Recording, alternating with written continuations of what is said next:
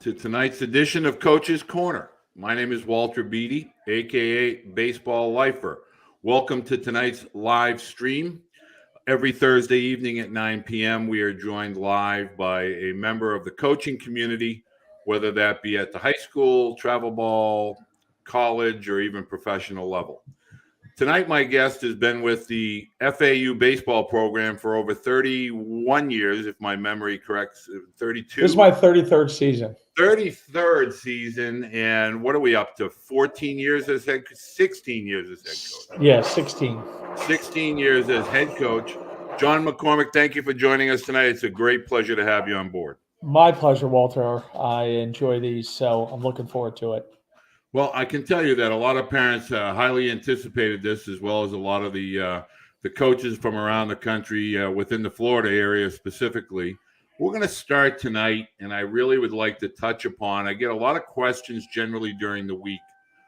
What does it really take in the eyes of a college coach when you're trying to identify somebody that may be a fit at FAU? Meaning, what kind of metrics or analytics or skill sets are you looking for?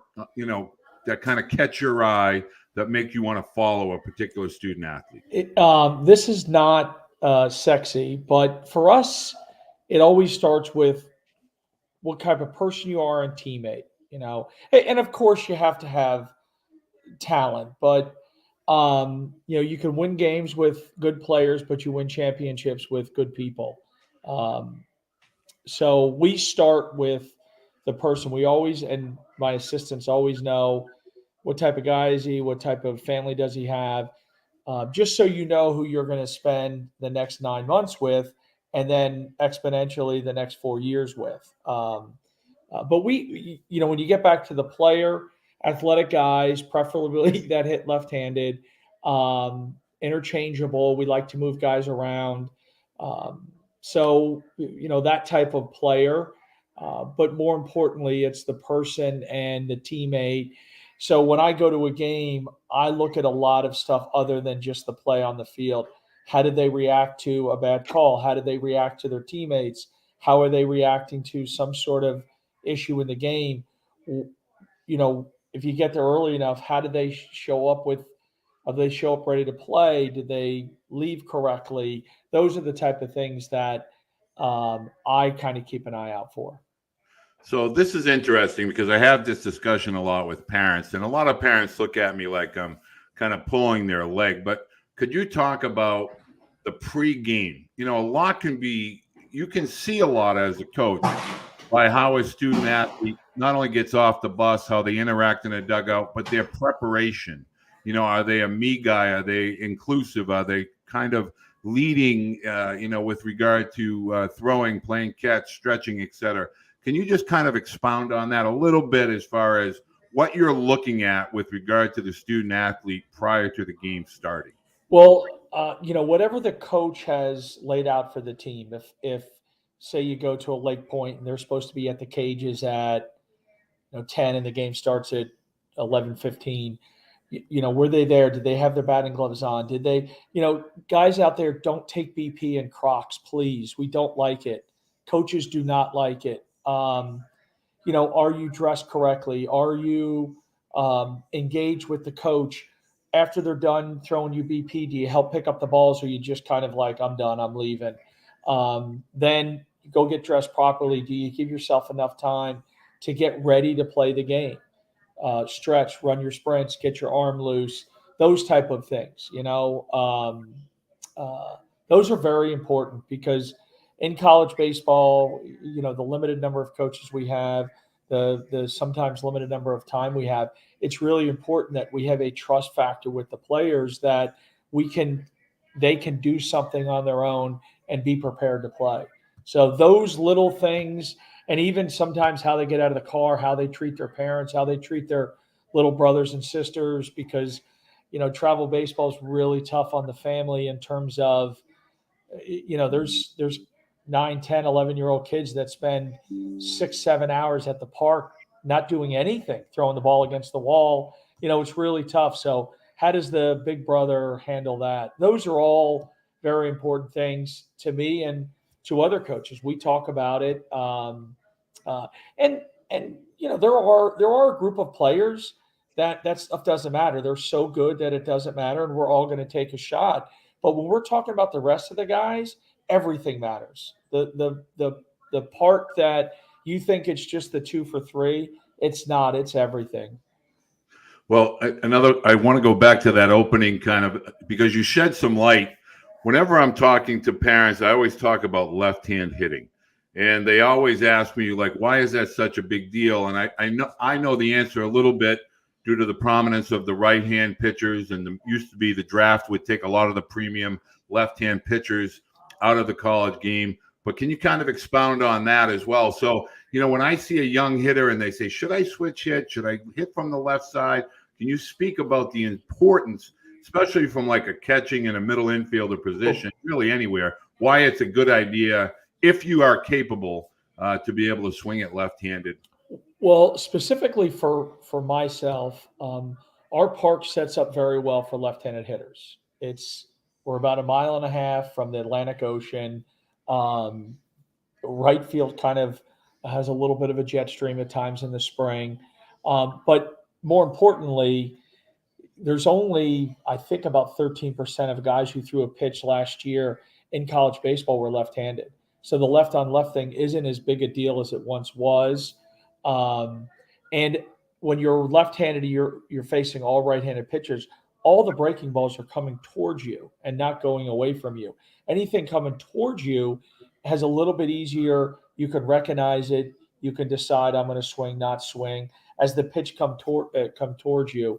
Now, if you do, we've run into guys with good changeups, and because that ball goes away, it's a little bit more difficult. But the majority of time, the right-handed hitter they're facing, the left-handed hitter they're facing, breaking balls that are coming towards them, it's easier to make decisions on.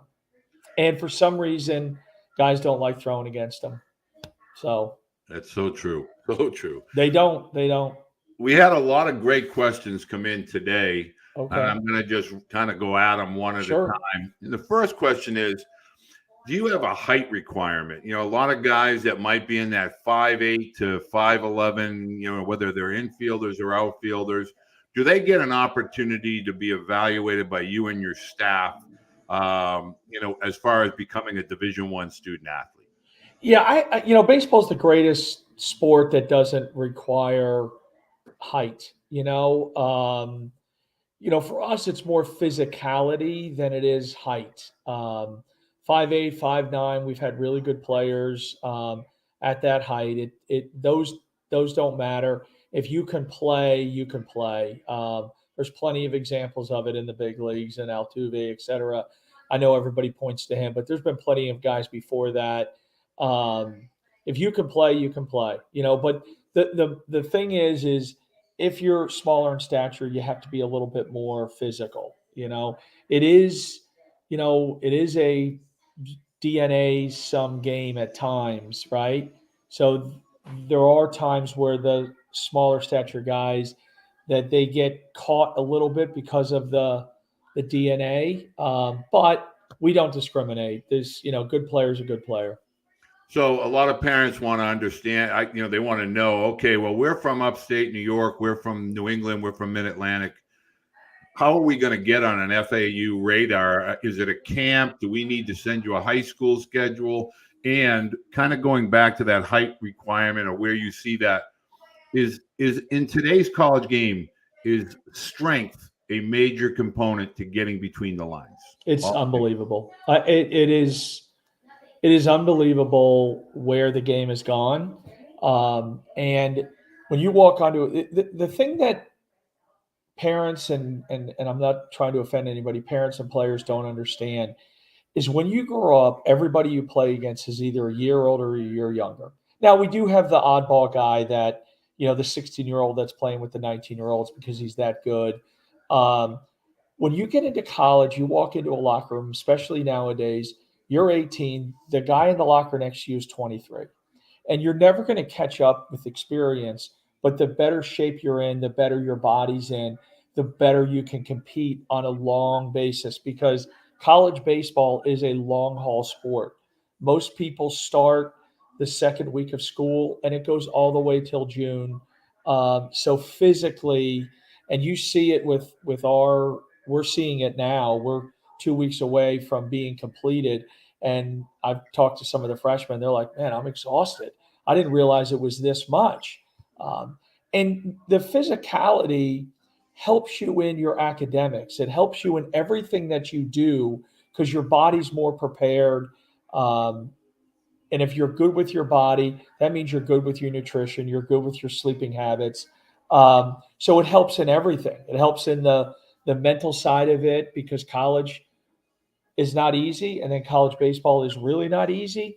So there's so many benefits other than just on the field.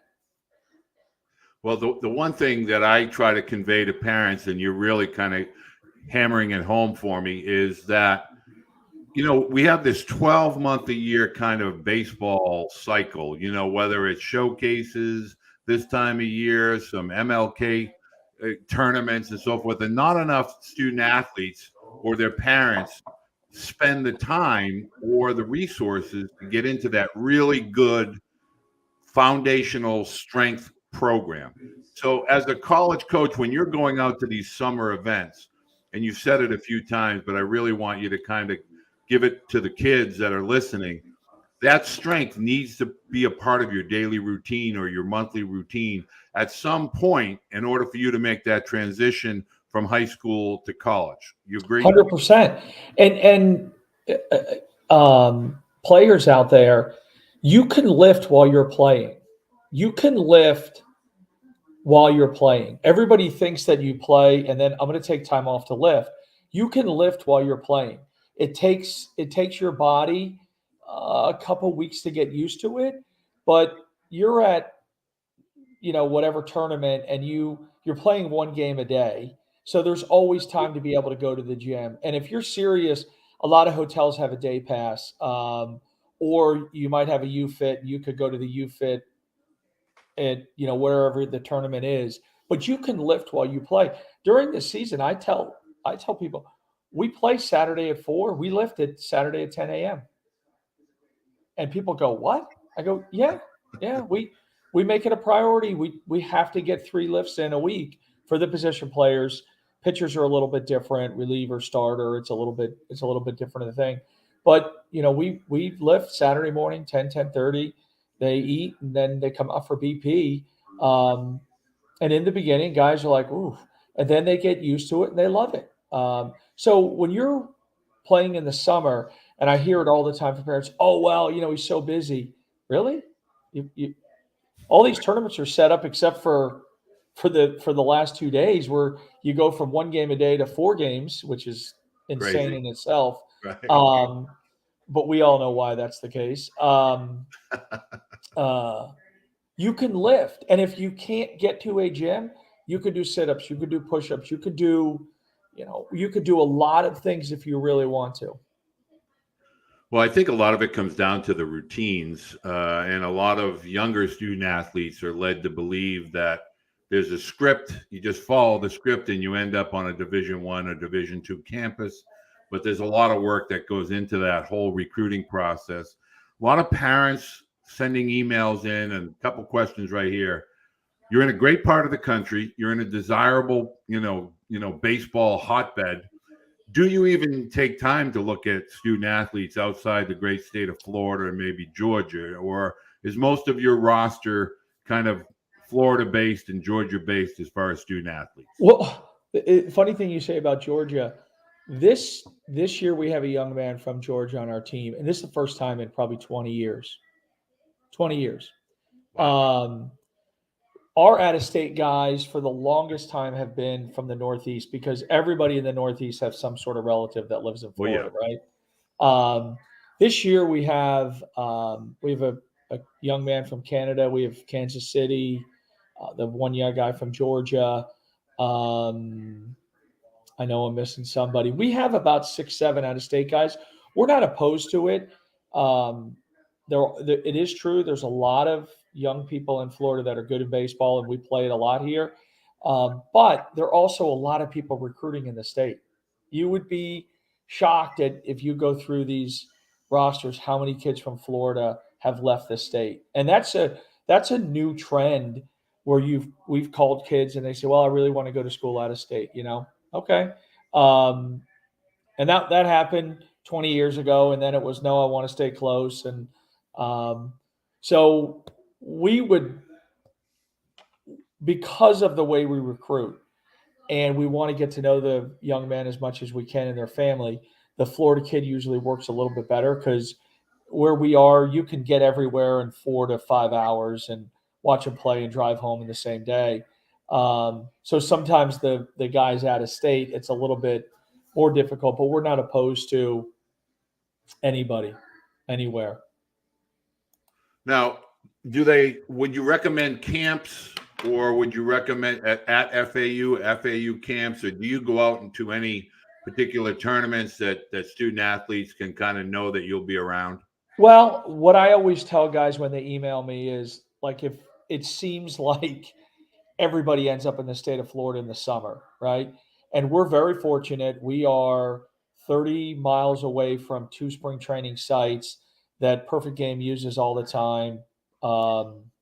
Prospect Wire, Prospect Select. So, they're home games for us. And hey, let us know when you're playing.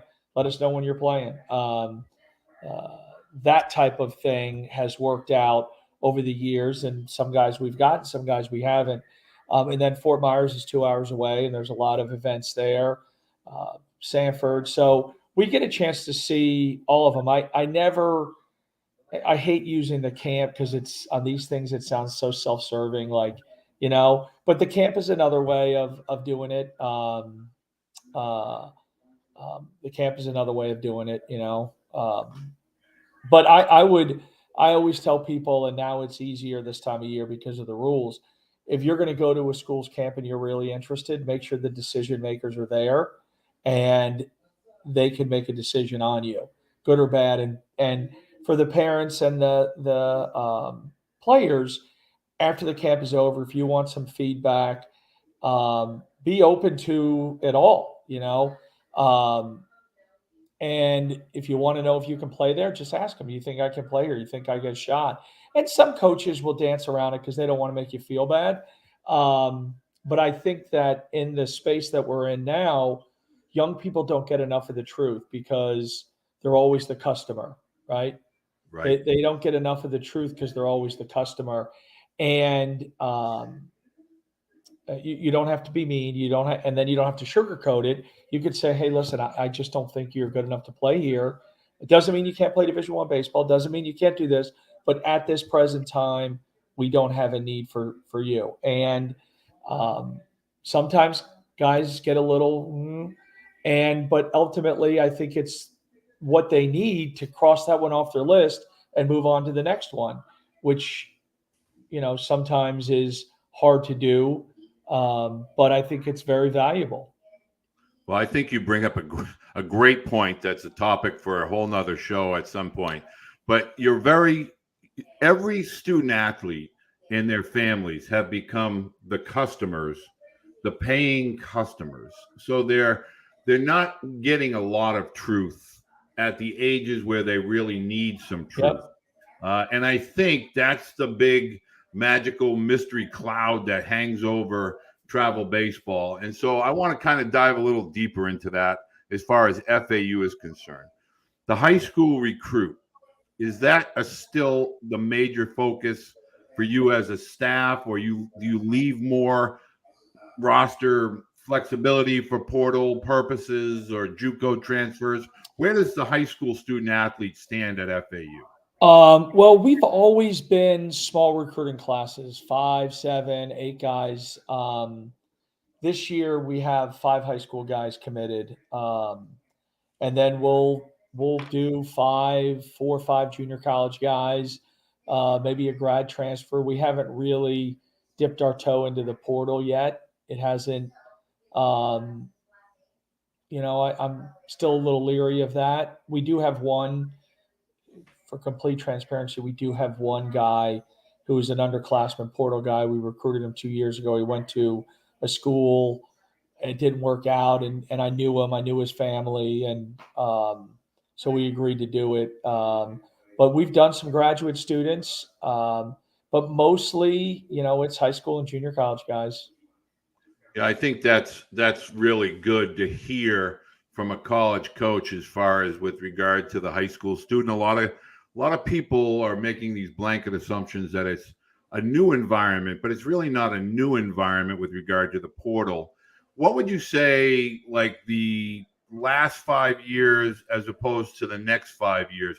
What is some of the big changes that you expect over the next few years to start to come into all of college baseball, not just Division One? Well, I think I think we're going to have some more coaching help on the field, which is going to be really nice.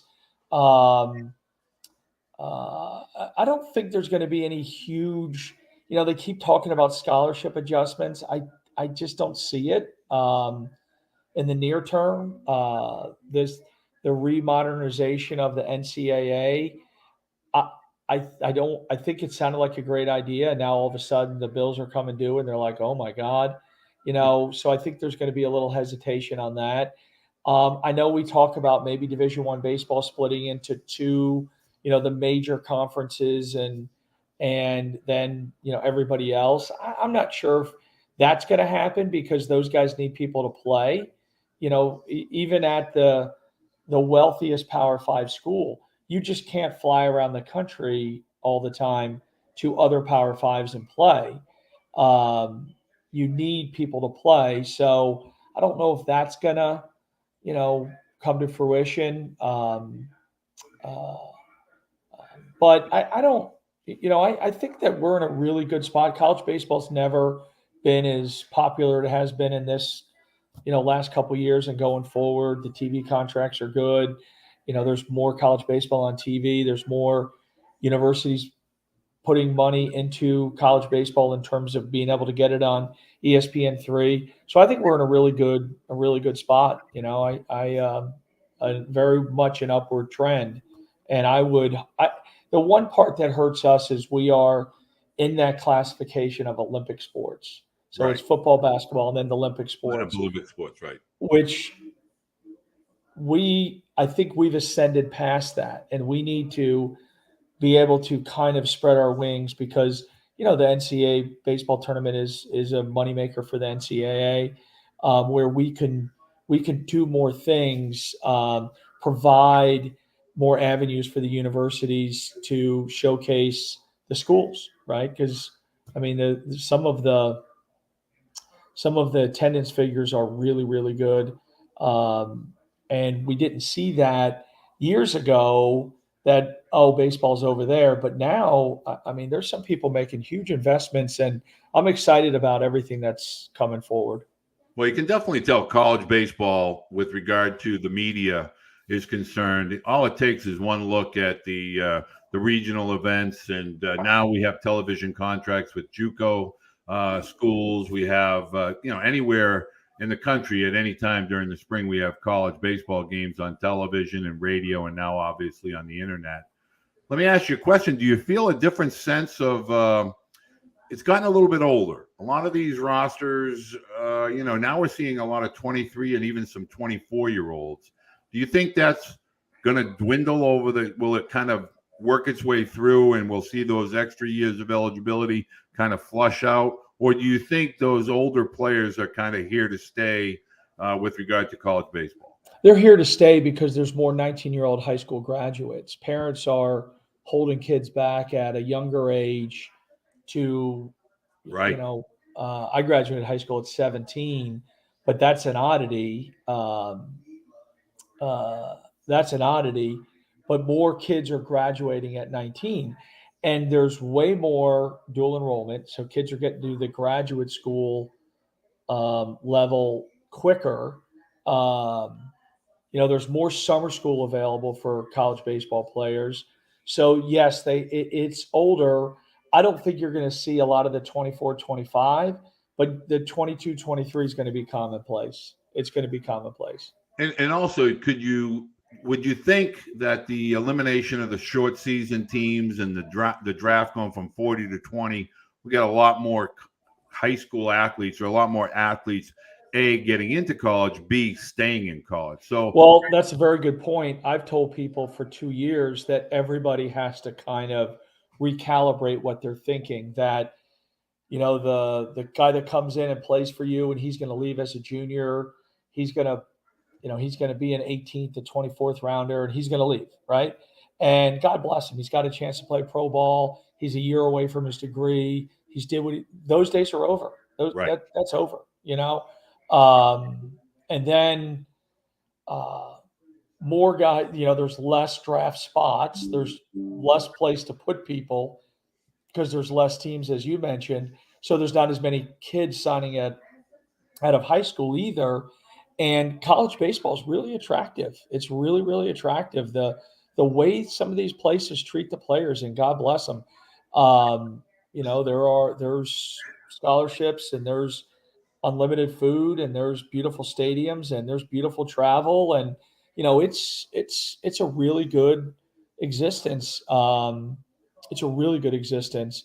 Um, so the lure of professional baseball, although I know that's money up front, is not what it used to be, in my Well, opinion, for I, everybody.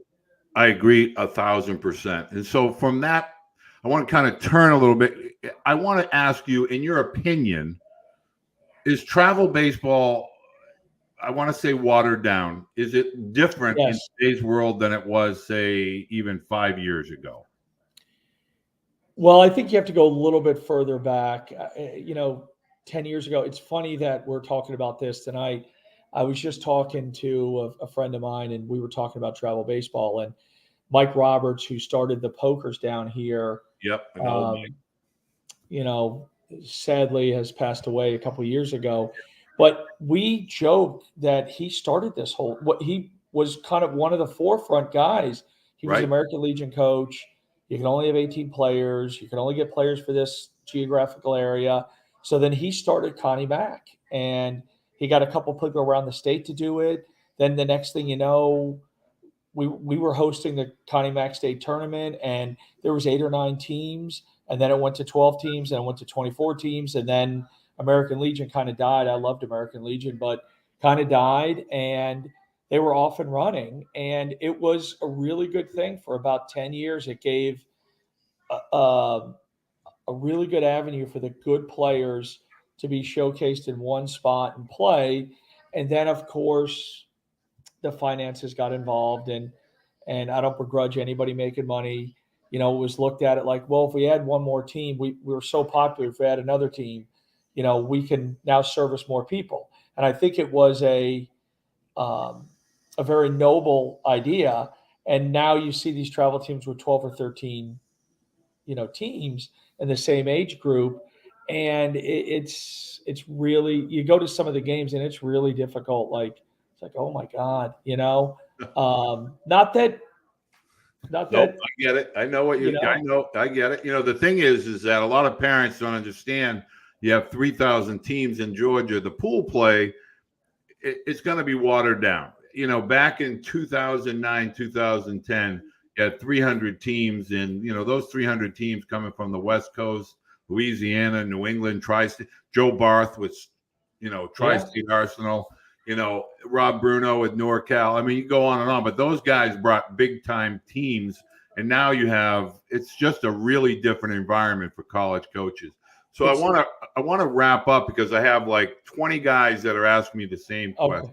Okay. And so they want to know point blank, if they have a video and they send it to you, what are the odds that you or your staff are going to A, watch it, and B, can you respond to an email? They know that you can't respond to a phone call.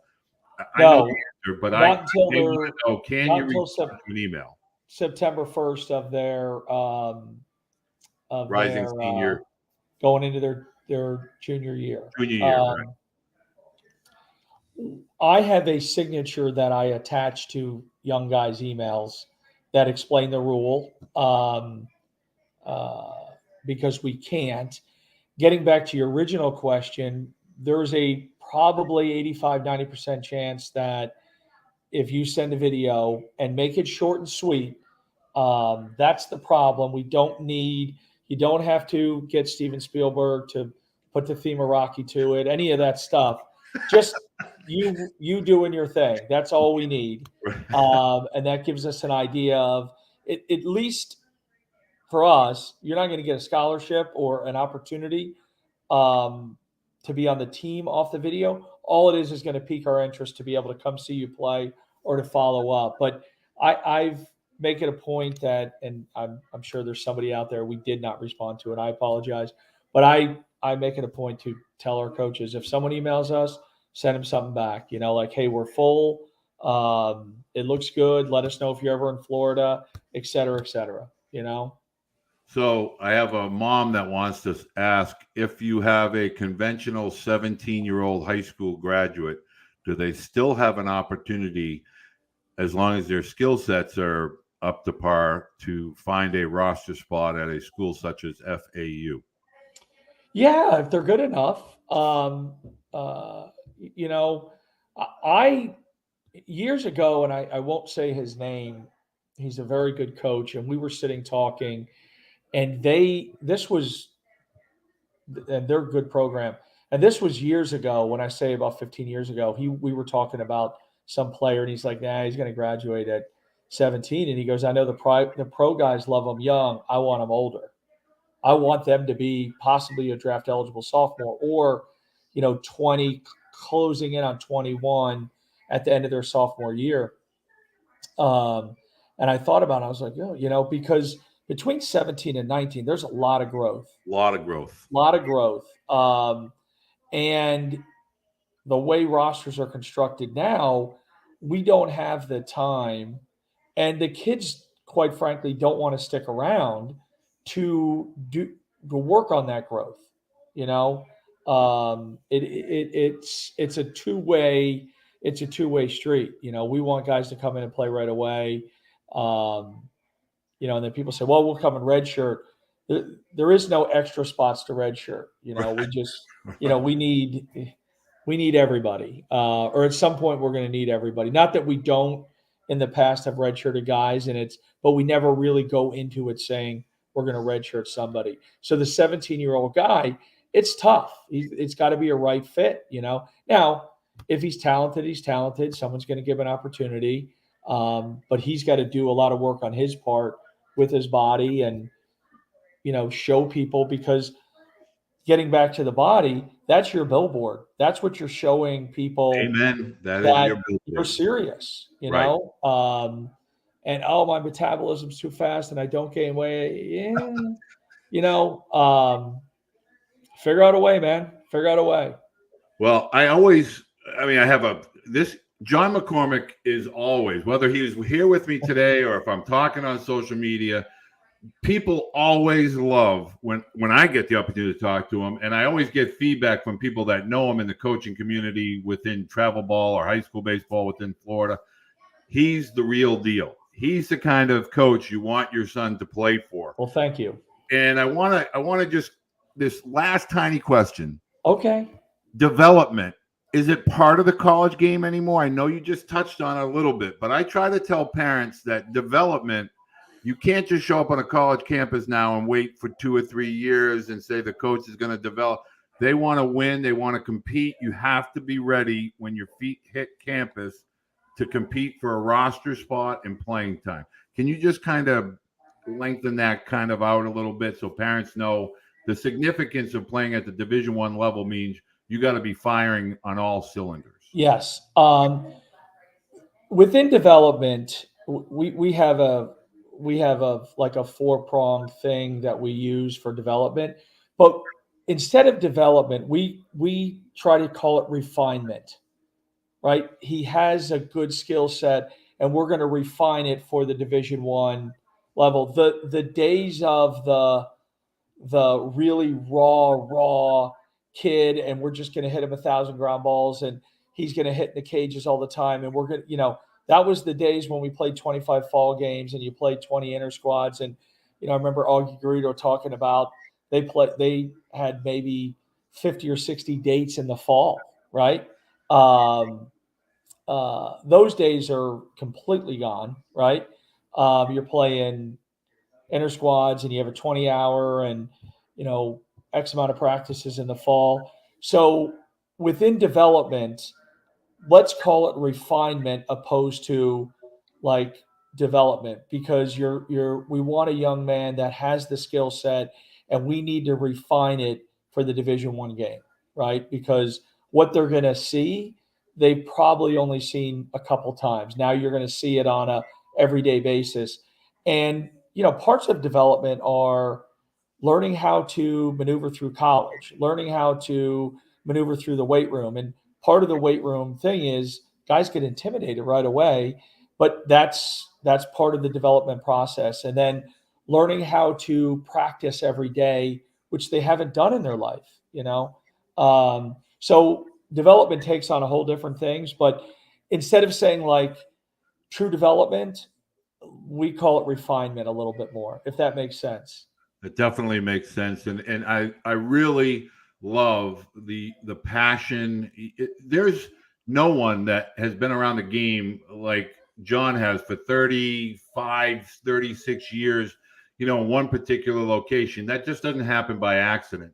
And so getting access to this type of information for parents and student athletes is invaluable. And I'm not saying that travel baseball doesn't give you this. In fact, a lot of the better programs do. Yes. But the realities are college baseball is not a next step from travel baseball. College baseball is where men compete against men, coached by men, umpires by men.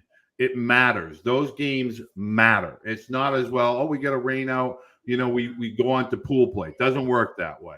And so that's why these types of discussions with college coaches and coaches like John have so much weight and so much meaning. So, John, I want to say thank you because we're done. We can keep going. I personally would love to keep going. My biggest thing is I do have one more question if you want. Go ahead. Because I have a parent that wants to talk about pitching, and I'm paraphrasing. But if somebody is projectable, meaning their body, it might be 6'2", 6'3", under, like they're 160 pounds and they throw 84 to 87. Does it have to be 90, or do you do some projection, based on whether they're a sophomore, a junior, et cetera, et cetera?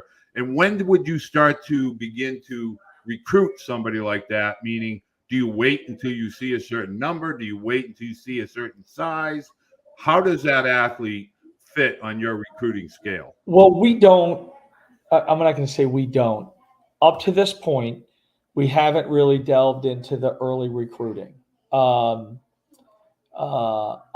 think go deep into that because parents are asking that. Like the kids that are eighth graders and ninth graders. Eighth grade, no. Like eighth grade, freshmen, most sophomores, we don't, we'll have some at camp coming up, and it'll be like, hey, it's great to meet you, it's great to see you. I think that one of the things that we have to let young people do is grow up, and one of the benchmarks of growing up is driving. And this is from experience of myself and my kids, is when kids are young, they're in the back of your car. You take them to practice, you take them to the lesson, you take them to the game, and you drive around so you kind of know. Then all of a sudden they get their own license, and parents are like, "Whew, I don't have to do that anymore." And I'm saying from experience. I know that. But then the ability for them to take a right turn to go to their buddy's house or a left turn to go to their girlfriend's house and not go to the gym as much. And I think that is a sentinel part of their development. If they get to do things and make their own decisions, and they're still going to the gym, then it reflects in their play. And I've seen it go the other way where kids have committed and I got to school. And then all of a sudden, and this is a John McCormack thing. This is not right. Other people will kind of go, that's the stupidest thing I ever heard. But for me, you're nailing it. You're 16, you're driving. Now we really know how important this is to you, right? Because your parents you're not in the back of the car anymore. So now you have to take responsibility for your own career, which we don't we don't let kids do enough, right? You see it all the time where it's like, we'll get them to a lesson and we'll do this or we'll get this. And the parents are pushing. Um, whereas the kids' actions are telling you, I don't really want to do this anymore, but the parents won't let it go. So the driving for me, and if they get over that hump and they're serious, then we can start recruiting them, end of sophomore year, going into their junior year. And it also gives you time to see what their bodies are going to end up being like. And, you get to know the parents a little bit to see, what DNA they have, right? You have a bigger mom, bigger dad. You might have a bigger kid, Right. And that, I don't mean weight wise, I mean Right. tall wise. Right. So we usually wait. We usually wait to make sure that things are trending in the right direction, because you're never going to be 1,000% sure, because you get to everybody gets to a certain level. But getting back to the pitcher, you probably would wait to when the young man kind of gets through that 15, 16 growth spurt, to make sure that the arm still works, because we've all seen the two young kids, the ultra athletic young kid that by the time he's 17 is not that anymore. And then you see the kid who dominates because he's grown quicker than everybody else. And then at 17, he doesn't dominate anymore. He's a very average player because everybody's caught up to him. So again, we believe in a commitment's a commitment. So we would rather wait to make sure that we have more information to make the right decision. Do you foresee any changes? I know there's been some discussion with the committees about a rule in place where, no verbal commits until the end of their sophomore year, or something along those lines. Do you think, A, anything like that would be implemented? And B, do you think that would be better for the game as a whole? I think 100% it's going to be implemented. Not soccer, softball and lacrosse are already kind of into that now. And baseball, I think the NCAA wants all the sports to kind of follow suit with that. Do I think it's better? I think it's better for the young people, where they can truly go play and enjoy themselves and not worry about having to call school X. They're a freshman in high school and they can barely get through college algebra, but they have to call 3 schools on Tuesday, Wednesday, and Thursday. Like, come on, guys, give them a break. But there's still going to be bad actors, right? That are going to, the only way we'll know is, if right now baseball's asking it to be August 1st going into the kids' junior year, that we can start talking to them. Before that, no conversations. So if a kid commits August 1st at 9 a.m, we know that there was some backdoor dealings going on, right? And I've tried to, when we were talking about some of this stuff, I called Johns Hopkins lacrosse and asked their assistant. I don't know who he is, but he was very nice. And he said that, again, there's some bad actors. He goes, my boss says, hands off, don't do it. Don't make any deals with the travel coaches. Don't make any promises. But it's gonna continue. And I always say to the parents that, do you really want to get involved in someone that's breaking the rules? Amen. Because I know it's a great school. I know it's this. I know it fits checks kind of all the boxes. But if they're doing it for you, that means they're doing it for others. It's not like a one-off. And how can you trust what they're telling you when they're doing it? So that's, to me, it's a red flag. Okay, well, seeing how you volunteered a couple of extra questions, I got to get these last 2 in. Okay. Image and likeness, is it here to stay? Is it going to be adjusted? How can you possibly have a level playing field if the image and likeness is like the shootout at the OK Corral. I mean, you really don't know who's getting offered what. I now have parents that ask me, well, what are they going to offer for image and likeness? I'm like, really? We've gone Well, past technically, there is no offer right. because Exactly. you can't use it as a recruiting tool. Right. And again, the name, image, and likeness was put in by the NCAA so the kids that weren't allowed to make money, and you'll remember Jeremy Bloom. We all Oh yeah. the Yep. older generation. He was a Colorado football player. He was also a Olympic level skier, and he had people willing to, help him pursue his skiing career and wanted to give him it had nothing to do with football. It had to do with skiing. And the NCAA said no, and they went to court. And, 25 years later, 20 years later, we've come up with this. And it was more for we're going to use baseball. It was more for we're going to say the baseball star that could go back to his high school. They could say, hey, he's going to be the featured guest. And instead of making $150, he's going to make $400 because he's the feature guest. And, he was the great player there. He led him to a state championship. And it's kind of not morphed. It's mushroomed into this. Grown into. Yeah. Where it's people are just sticking their hand out and saying, what are you going to pay me to play? Where it wasn't set up that way. It was set up for the kids who want to hustle to go out and hustle a little bit and make a little bit of money. Like, hey, I'm the soccer star, baseball star, tennis star over at the local university. I could do a commercial for you. I could do something on TikTok for you. Would you be willing to pay me?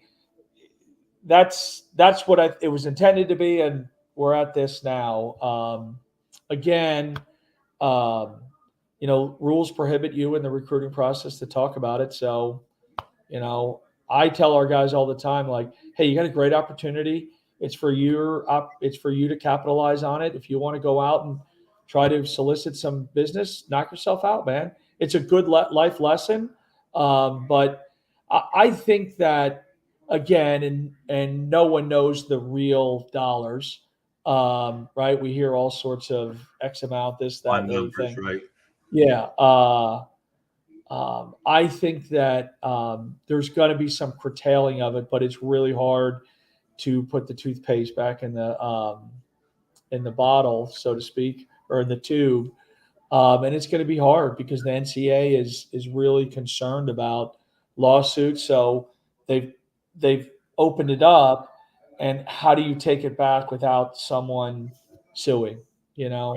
It's inevitable. I mean, it really is. But I mean, every single conversation that I have about image and likeness leads to how much. And I always tell parents, okay, you're going to have to discuss that with the individual schools that you are applying to.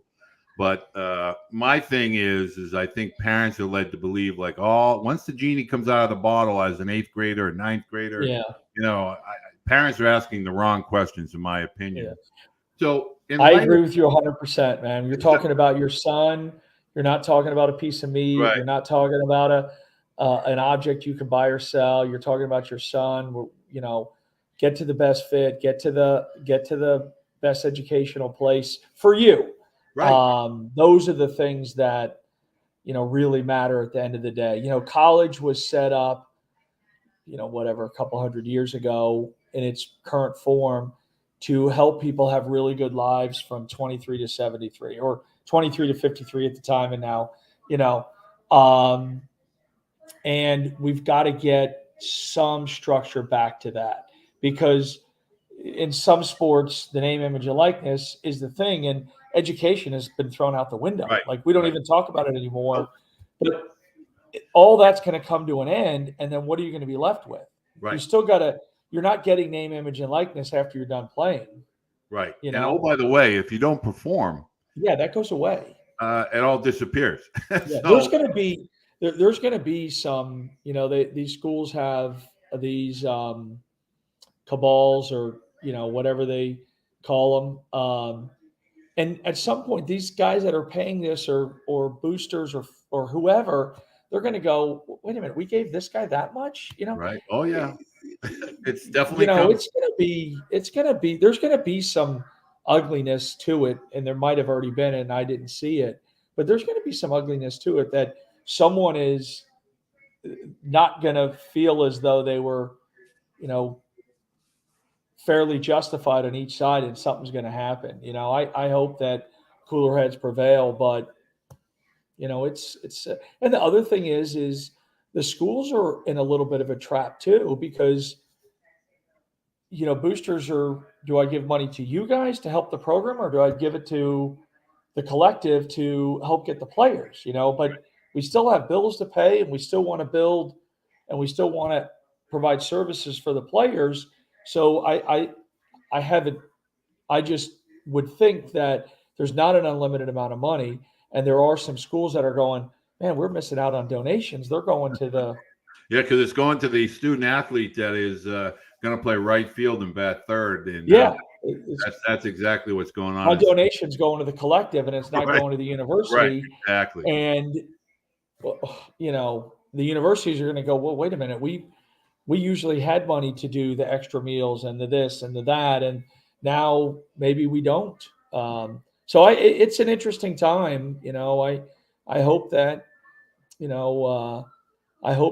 there could be a way to refine it, that it makes a little bit more sense. I don't want it to go away, because that's not fair for the players, but I would like it to be refined. And I don't know the answer. I don't know, because I haven't seen any of the deals. So I haven't seen the contracts, so I don't know exactly how they're written.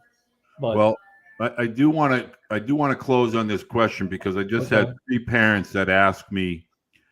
The letter of intent, which was yesterday, is the first. I try to get parents to understand that if you're a senior in high school, and I know a few of these types of student athletes, can you get these parents to relax a little, take a deep breath, and get them to understand there is also a second date in April for letters of intent for those. Well, you can sign at any time now. Right. So it's ongoing after today. It's ongoing. Some of the best players we've ever had, we've gotten later in the spring. Year, and I know it's more difficult now because of social media. You know what your neighbor's doing, so to speak, right? So you read that this guy committed here, and you played with him, and you thought you were better, and I should have gotten something. I would just, it's easy for me to say, because I don't have to worry about it, but just concentrate on yourself and try to make you the best version of you. And if it's meant to be, it's going to happen. Don't force it. Don't, just do your due diligence and work on your game and work on what you need to work on, and the best situation will reveal itself, So if you're a 6'7" right-handed pitcher that's throwing 91, 93 in the spring, chances are someone will find money for you. Somebody will find Trust something. me. Trust me. Well, Trust me. I always, this is something, and I get asked this, when is Coach McCormack going to be part of it? I try to do it once a year, because I don't want it to be, I don't want sure. You can only take a little bit of me. Trust me, I can do it every month. Trust me, because you're as candid as they come, and it's really refreshing for parents to hear that. So I want to say thank you to John, Coach McCormack, Florida Atlantic University, 16 years as a head coach, 33 years within the program. So that speaks volumes as to the caliber of coach and how the university feels. I don't like change. Good. I mean, I love that part of the country. So we definitely will be coming down there in the spring. You're welcome anytime. My wife and I, and we'll be catching a game this year. You're welcome. I'll be hitting you up for some gear. So I want to remind everyone, every Thursday night, 9:00. Not a lot of coaches spend the time that Coach McCormack did with us tonight, but it's refreshing, and we're always going to have these types of conversations in hopes of educating and providing insights and information for players, student athletes, and their families. So I want to remind everyone, go ahead and subscribe down below. Any comments for Coach McCormack or myself, put them down below in the comments section. Give us a thumbs up. We're trying to grow the channel. John, I want to say thank you, and I look forward to talking to you in 2023 or at the ABCA. Well, I certainly appreciate it. I thank you for what you're doing and trying to help the parents, because recruiting is not easy. It's not easy on anybody's side, and everybody wants it to happen. And then when it starts happening, it um, gets a little hairy at times. But just be be yourself. Be honest. You can't trick people. You can't fool them.